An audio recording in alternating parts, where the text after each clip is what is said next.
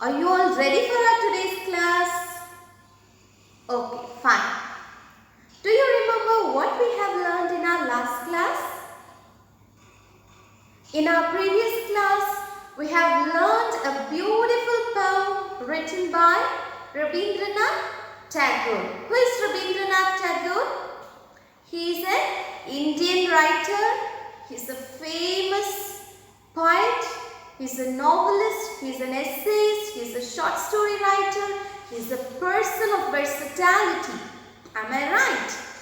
Okay. What is the poem we have learned which was written by Tagore?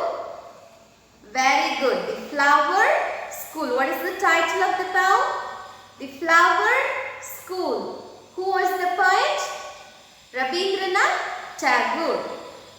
And what we learned in that poem, The Flower School? The Flower School is a poem which is telling or which is explaining about the happiness of children who are enjoying their holidays. And what was the season which was mentioned in the poem? Whether it is summer season? No. What was the season? It was the monsoon season. Do you all love rain? Okay, similarly, all the school children are loving to play in rain. This is what the entire essence of the poem. And here the poet used a poetic device. What was that poetic device? It is personification. He has given a new life to flowers. Do flowers dance? Do flowers speak? Do flowers learn? Do they go to school? No. But here he is personifying it. Rabindranath Tagore is also considering himself as a little child who is talking with his mother, and he is using the poetic device personification in his poem, The Flower School. All these we have learned in our last class. I hope you enjoyed that poetry. Am I right? Okay. In this class, I am going to discuss with you about the textbook exercises which are given along with that poem, The Flower School, and also we are going to learn how to write a journal. Are you all ready for our today's class? Okay, very good. Students, in our previous lesson, that is the Great Smog of 1952, what we have learned? We have learned to protect our environment. Our nature is losing its beauty nowadays. So it's our duty to protect our nature. And what was the main focus of that particular prose? It is all about air pollution. So pollution, we can see pollution everywhere. And the types of pollution are air pollution is there, land pollution, water pollution, noise pollution, and so on. Everything around us is being destroying day by day. So it's high time. This is the time for us to protect our environment. This is what we have learned in our previous prose, that is the Great Smog of 1952. And in this poem, that is in this particular unit, everything is about nature. They have focused mainly on nature. How should we treat our nature? How is our nature now? How was our nature once? And how will our nature tomorrow? Everything is under question. So, as a student, it's your duty to protect our environment, and it is a benefit for our future generation. So, writing journal is prescribed for you in the prose, The Great Smog of 1952. And here they have given an example of writing a journal, and it's about nature. So maintaining a journal. What is meant by journal? Have you all heard about journal? A journal is a daily record of events and it is focusing mainly on a particular subject. It's like a newspaper or magazine. There they have written on a particular topic. One passage or one article deals with one particular subject. So journals are like writing a diary and it is all about some events or a news which deals with a particular subject. If I am talking about nature, then my journal is about nature. Then everything there in that particular journal should be about nature. If my journal is, and the title of my journal is school, then my journal should have detailed information about our school. So that is called journal. Do you all have the habit of writing diary? So similarly, diary writing is similar to writing a journal. So writing a journal about our nature is very essential today. Here, while writing a journal, we are observing our nature. We are recording the events every day. What are the events which are happening around us? So by doing or by recording the events day by day, we can analyze what's happening in our nature. Okay, so are you all ready to write a journal? And students, one more thing, writing a journal is your assignment. You have to do this particular assignment in your Christmas holidays, or you can start it by today itself and please complete your assignment in your Christmas holidays and submit it when you come back to school. Is that clear? What's your project? You can take it as a project or you can take it as an assignment and it's a duty for you to do it in your Christmas holidays, and it's there in your textbook, page number 48. Students, take your textbook, take page number 48. Maintaining a nature journal. This is your project. This is your first project I am assigning you today itself, and you have to complete this particular work within this year. I am giving you enough time and you should complete it in your Christmas holidays and submit it when you come back to school. Okay, now let's learn how to write a journal. Take your textbook. The first step is choose a theme for your nature journal. First, we have to select a theme. On what am I going to write? Now, it is already mentioned that it's all about nature. So, everything around us is nature. The environment, that is what called nature. So, everything around us is included in this particular title, nature. So, you can choose any topic of your own.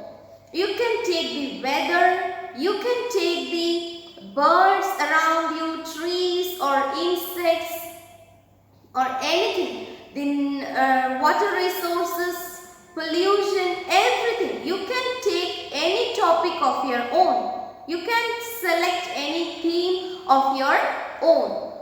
Next, a place that your nature journal will focus on, such as your favorite park or a plant on your terrace.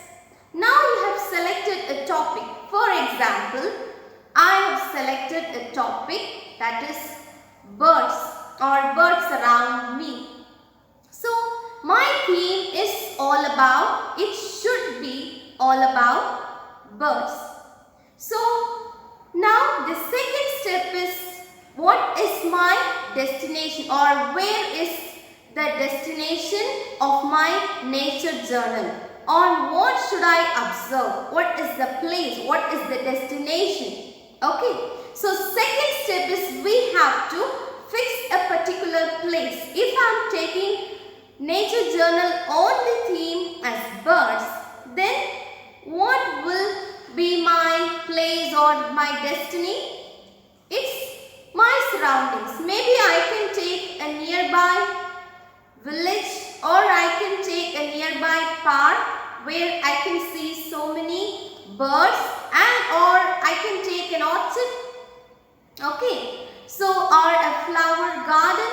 I can take any place of my choice. This is the second step. Now come to the third step. Choose to record any or all observations that you may make about nature. So we can choose all the events. We can note down or record all the events, or we can only take some observation about the birds, about crows. Can we see crows nowadays? No. It's very rare. So crows even is very rare today. What is the reason behind this? We can't see sparrows nowadays. Why? So if I am taking the theme as birds, then I should make all the observations, or I have to observe any few on the birds, any few observations, or else I have to observe everything related to birds and nature.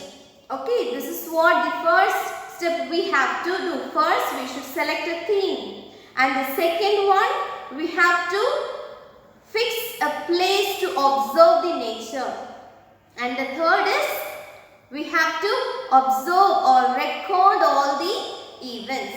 Next, observe nature in silence. Take time to take it all in without making any notes or sketches. Focus all your thoughts on what is around you. Now it's time to observe the nature. Now you are in your terrace and you are observing the nature, or you are looking at the behavior or the habitat of birds somewhere from your terrace. All of a sudden you should not take a paper and you should not sketch anything down, or you should not take any notes at that moment. Be silent and observe what is happening there. Don't take down the notes all of a sudden while observing. Be relaxed and observe what's happening around you. Okay, and some thoughts will come in your mind. Something will knock at your brain or knock at your mind. Don't take notes or don't sketch anything while observing the nature. This is the next step. Then, make time to write in your journal once a day, once every few days, or at least once a week. Write and draw what you saw, and write what you feel about it. Include any interesting thoughts that crossed your mind. And later, not while observing the nature, later you please take your own time to write what you saw, what you feel, or what you thought, and you can draw what you saw. Whatever comes in your mind, you can scribble it in your journal.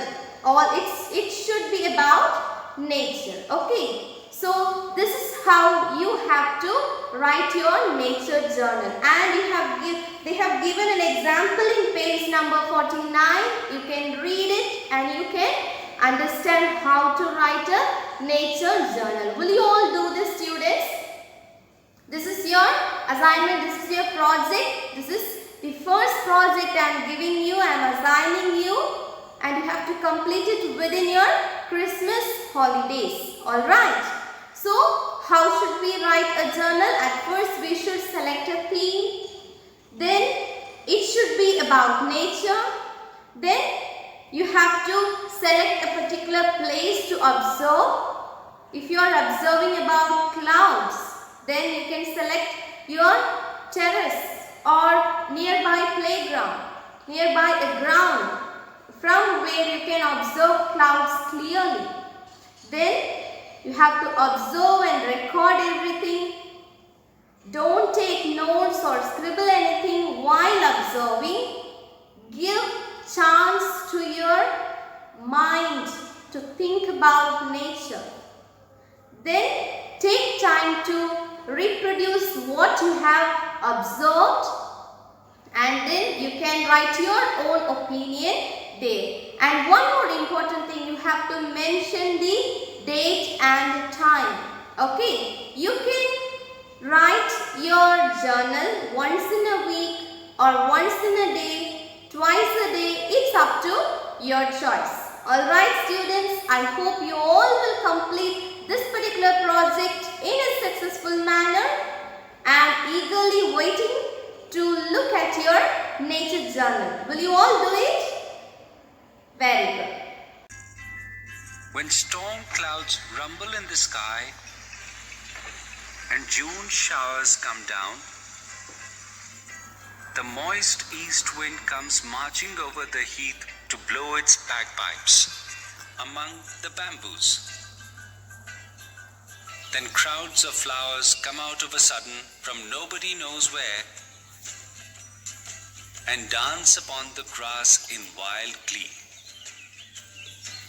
Mother, I really think the flowers go to school underground. They do their lessons with doors shut, and if they want to come out to play before it is time, their master makes them stand in a corner. When the rains come, they have their holidays. Branches clash together in the forest, and the leaves rustle in the wild wind. The thunderclouds clap their giant hands, and the flower children rush out in dresses of pink and yellow and white. Do you know, Mother, their home is in the sky, where the stars are? Haven't you seen how eager they are to get there? Don't you know why they are in such a hurry? Of course, I can guess to whom they raise their arms. They have their mother as I have my own. Students, now take page number 50. Let's all read together our beautiful poem, The Flower School, once again. Okay. Now, read it along with me. Already we have read the poem twice. This is the third time we are reading it. The Flower School. When storm clouds rumble in the sky and June flowers come down, the moist east wind comes marching over the heath to blow its bagpipes among the bamboos.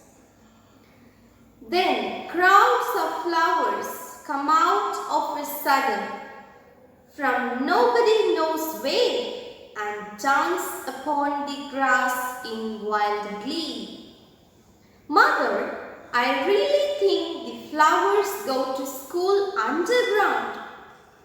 They do their lessons with doors shut, and if they want to come out to play before it is time, their master makes them stand in a corner. When the rains come, they have their holidays. Branches clash together in the forest and the leaves rustle in the wild wind. The thunderclouds clap their giant hands and the flower children rush out in dresses of pink and yellow and white. Do you know, Mother, their home is in the sky where the stars are. Haven't you seen how eager they are to get there? Don't you know why they are in such a hurry? Of course I can guess to whom they raise their arms. They have their mother as I have my own. Okay? Students, can you read the poem once again? Do you all love this poem? Okay, ma'am. Students, now let's do the textbook exercises which are there in page number 51 and 52.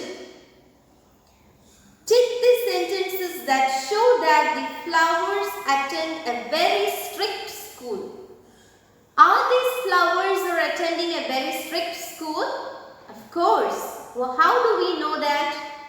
Because, find it out from the poem. They have given 4 options for us. Let me read those 4 options and you are going to tick what are the lines which shows that these flowers are attending a very strict school. When the rains come, they have their holidays. They do their lessons with doors shut. The flower children rush out in dresses of pink and yellow and white. Their master makes them stand in a corner. So what are the lines which shows that these flowers are attending a very strict school? Did you all find it out?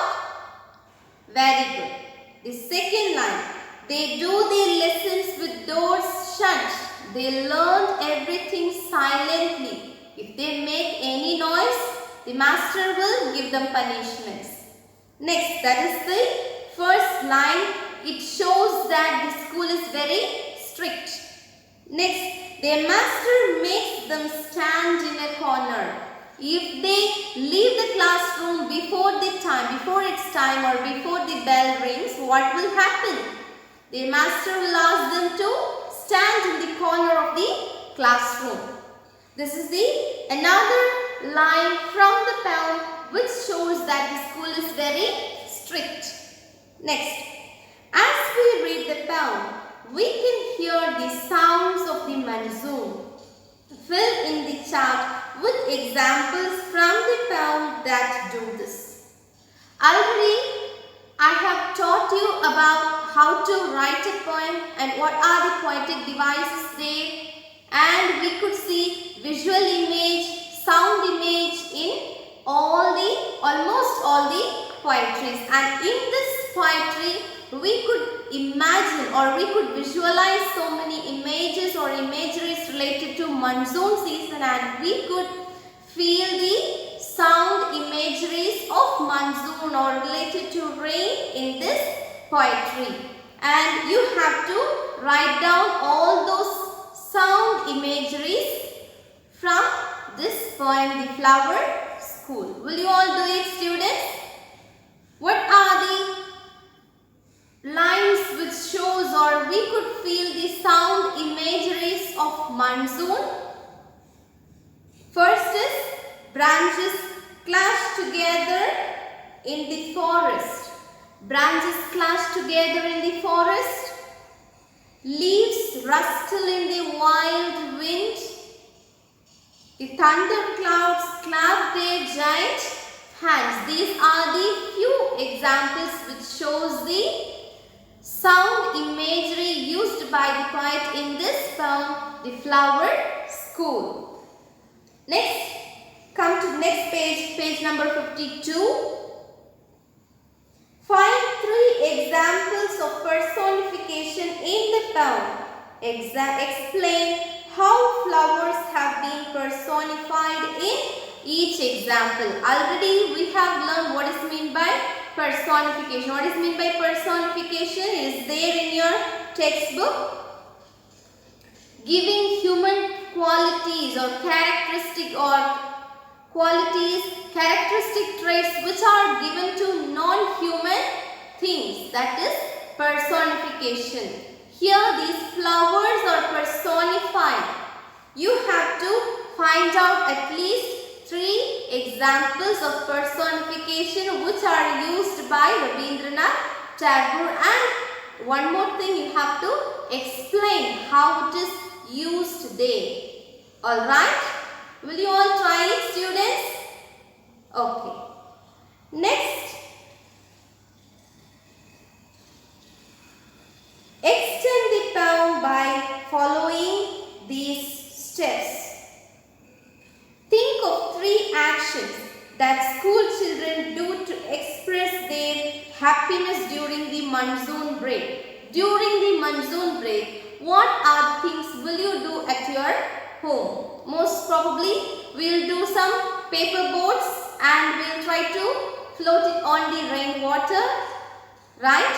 And similarly, there are few things we will do in our monsoon vacation or monsoon break. Think about that, right?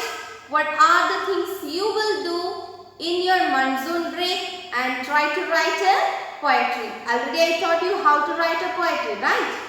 Do you all remember that? Okay. Use those actions to personify flowers. We have noted down, for example, I tell you making paper boats. That is one action we usually do while in the time of rain.